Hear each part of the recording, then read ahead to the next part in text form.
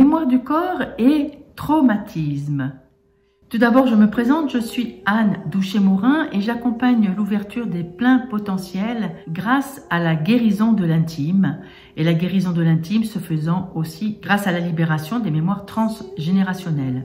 Je suis aussi l'auteur du livre sensuel, érotique, guérisseur et photographique, Corps et moi.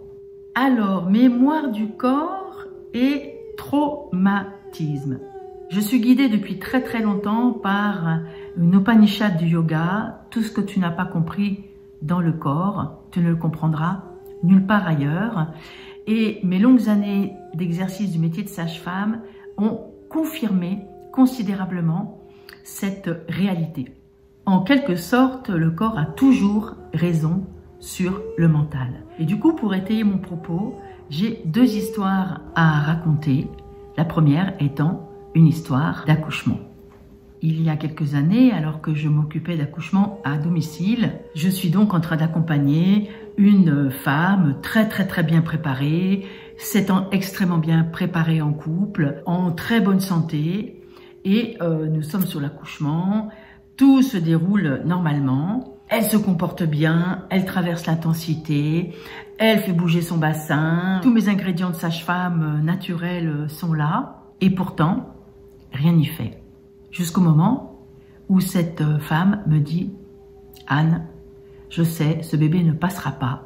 Allons à l'hôpital. » À la maternité, elle a eu une césarienne. Et comme ça arrivait assez souvent dans le cas de césarienne, la déception énorme d'une femme qui avait prévu d'accoucher super naturellement à domicile, je n'ai plus de nouvelles d'elle pendant 2 ans. Puis un jour, le téléphone sonne. « Anne, je viens te remercier. » « Ah oui, dis-moi en plus. Je suis assez émue, n'ayant pas eu de nouvelles. Mais effectivement, pour moi, ça n'était jamais très facile à assumer, remise en question, qu'est-ce que j'ai pas fait, etc., etc. Anne, je viens te remercier. J'ai mis 2 ans à comprendre. Et c'est monté là. Récemment, je viens de comprendre que mes 2 grands-mères sont mortes en couche. Alors évidemment, en moi, ça a fait... Ça m'a levé les poils sur le corps. Cette personne m'a manifesté que ça avait libéré totalement la déception parce que c'est une prise de conscience d'un coup dans une fulgurance émotionnelle où elle a réalisé, elle le savait dans sa tête, mais là, elle a pu réaliser qu'elle portait la peur de mourir si elle accouchait. Morte en couche, bien sûr, à une époque où la césarienne n'était pas possible ou en tout cas, dans son histoire, n'avait pas pu être possible. Comment pouvait-elle accoucher avec cette mémoire-là inscrite dans son corps? C'était il y a de nombreuses années et du coup, j'ai commencé à m'intéresser au transgénérationnel. Et puis quelque temps après, une autre histoire différente. Une femme justement qui vient pour libérer les mémoires transgénérationnelles parce qu'entre-temps, je m'étais formée. Elle me raconte qu'elle a fait une tentative de suicide alors qu'elle était tombée follement amoureuse, ce qui était en quelque sorte incohérent. Ouverture amoureuse et désespoir au point de tenter de se donner la mort. Nous rentrons dans le processus jusqu'au moment où elle prend conscience et là aussi ça se fait. Si ça ne se fait pas dans le corps, ça ne se libère pas. Mais elle fait « Oh, ça y est, je viens de comprendre. Mes 2 parents se sont connus en Afrique.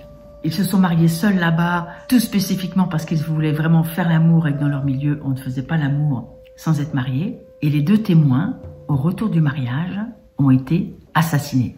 Qu'est-ce que l'enfant de ces jeunes mariés a engrammé dans son corps? Tomber amoureux, donc se marier pour pouvoir enfin faire l'amour. La conséquence, c'est la mort. Alors certaines personnes vont peut-être me dire que tout ça se tirait par les cheveux. En tout cas, ces processus-là, je les ai expérimentés des dizaines et des dizaines de fois, toujours avec cette capacité que j'ai à interroger le corps, puisque finalement mon métier de sage-femme m'a permis de guider la personne dans son corps et d'avoir des réponses dans son corps. Eh bien, je sais amener dans le corps et trouver les mots M-O-T-S qui vont exprimer les mots M-A-U-X familiaux. Et à chaque fois que je commence les processus, je me dis, mais c'est pas possible, ça va pas encore marcher. Eh bien si, ça marche, toujours. Après plusieurs années de méditation pour sentir comment faire?